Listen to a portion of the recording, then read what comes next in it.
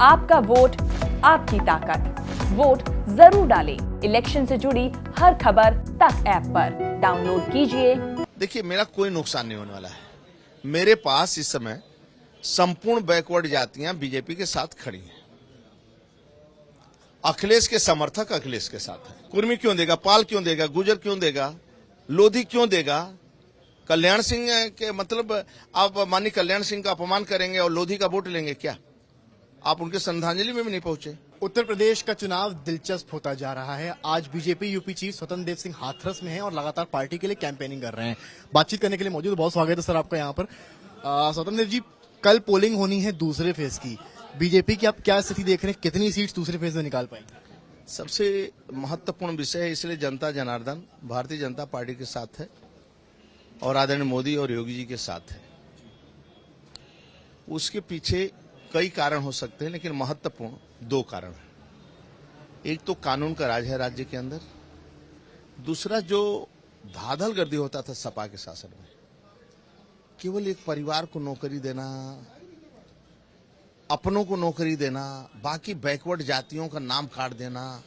कोई बैकवर्ड जातियां नौकरी नहीं पाती थी, ठेका पट्टा भी एक वर्ग को देना, कोई ठेका पट्टा भी नहीं, टेंडर नहीं डाल पाता था एक वर्ग। मतलब बैकवर्ड जातियां सपा शासन में अपने को सुरक्षित महसूस नहीं करती। यानी पाल समाज से लेकर कुर्मी से सभी जातियां बैकवर्ड की एक नौकरी के लिए तरसते हैं। इतना भेदभाव सपा में होता है। मतलब लोअर बैकवर्ड, दलित, बैकवर्ड, मतलब नौकरी के लिए तरसते हैं। कोई सुनवाई नहीं होती सपा शासन में। पहली बार योगी शासन में, सरकार में और भारतीय जनता पार्टी की सरकार में सभी जातियों में की नौकरियां मिलती है और कोई भेदभाव नहीं होता है। और 5 लाख की नियुक्तियां हुई, आप पता करोगे तो उसमें सब जातियों के लोग हैं और 1 रुपया रिश्वत भी नहीं लगा है। और सपा शासन में बहुत दुखदाई होता है, किसी बैकवर्ड की मतलब और ऊपर से रुपया भी जमा करवा लेते हैं लोग और नौकरी भी किसी बैकवर्ड को नहीं मिलता है। जी, पहले के जो 2 फेज हैं वो जाट प्लस मुस्लिम वोटर्स ज्यादा है, स्पेशली मुस्लिम जो है वो बहुल्य है। तो आपको क्या लग रहा है, क्या बीजेपी का कुछ उससे नुकसान होने वाला? देखिए, मेरा कोई नुकसान नहीं होने वाला है। मेरे पास इस समय संपूर्ण बैकवर्ड जातियां बीजेपी के साथ खड़ी हैं। अखिलेश के समर्थक अखिलेश के साथ हैं और लगभग सभी जातियां अपने को शाक्य है, पाल है, बिंदमल्ला निषाद है, कुशवाहा है, मौर्य है, सैनी है, कुर्मी है, जाट है, एक तरह का कहा जाए गुजर, मतलब सभी जातियां जितनी बैकवर्ड और दलित जातियां हैं सब अपने को योगी जी और मोदी जी के बीच सुरक्षित पाती हैं। और ये लोगों को लगता है कि हमें इसी में कल्याण होगा मेरा। और हमें जो अनुभव मैं कर रहा हूं, ये सभी जातियां खड़ी हैं आज। इसी का मैं ताकतवर हूं। 2019 में भी सफलता मिली, 14 में भी सफलता मिली लोगों के कारण, और 2022 में मैं बम्पर निकालूंगा। 2014, 2017, 2022 में बम्पर निकालूंगा और सामान्य वर्ग मेरे साथ है। ये पूरा हिजाब मामला उत्तर प्रदेश में अब आ गया है, कैसे देख रहे हैं पूरे मामले को? देखिए, उत्तर प्रदेश में विकास के नाम पर इस समय चुनाव हो रहा है। उत्तर प्रदेश का चुनाव विकास के नाम पर हो रहा है और कानून व्यवस्था, कानून का राज है जिसका, और गरीब कल्याण योजना है। जो गरीबों को के साथ अन्याय नहीं हुआ, यानी जो उनके पास पहुंचने वाला लाभार्थी तक, उसमें कोई बिचौलिया नहीं, कोई भ्रष्टाचार नहीं, न कोई लेन देन। यानी उस बिचौलिया को कोई बीच में नहीं पड़ा।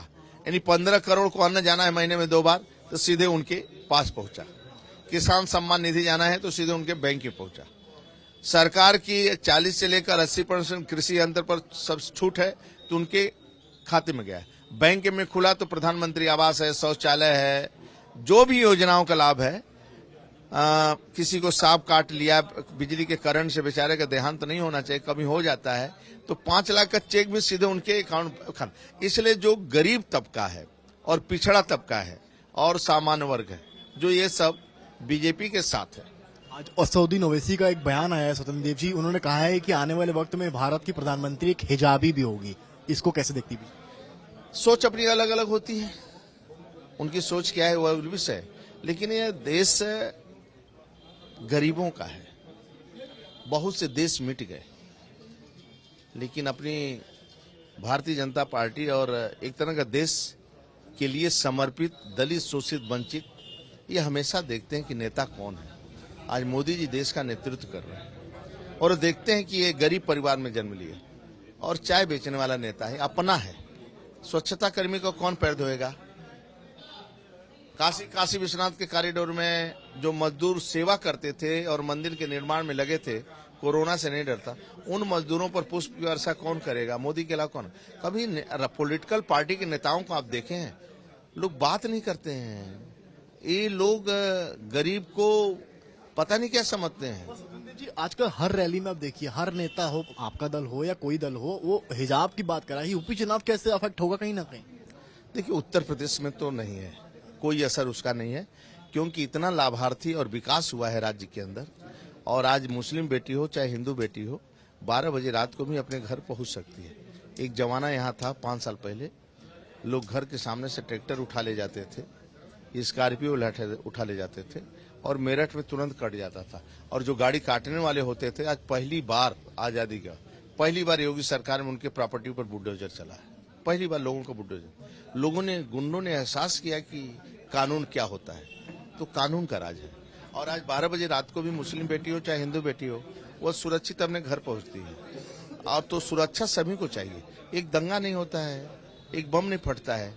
कर्फ्यू में बेटियां जीती थी, माताएं जीती थी, आज पक्का मकान मिल रहा है, रहने को छत मिल रहा है, बिजली का कनेक्शन मिल रहा है, 24 घंटा लाइट आ रही है। सपा शासन में बिजली भी नहीं आती थी। अब सीएम फेस फाइनल हो गया है, उसको लेकर चर्चा अभी भी जारी है। नहीं, योगी जी के नेतृत्व में चुनाव हो रहा है।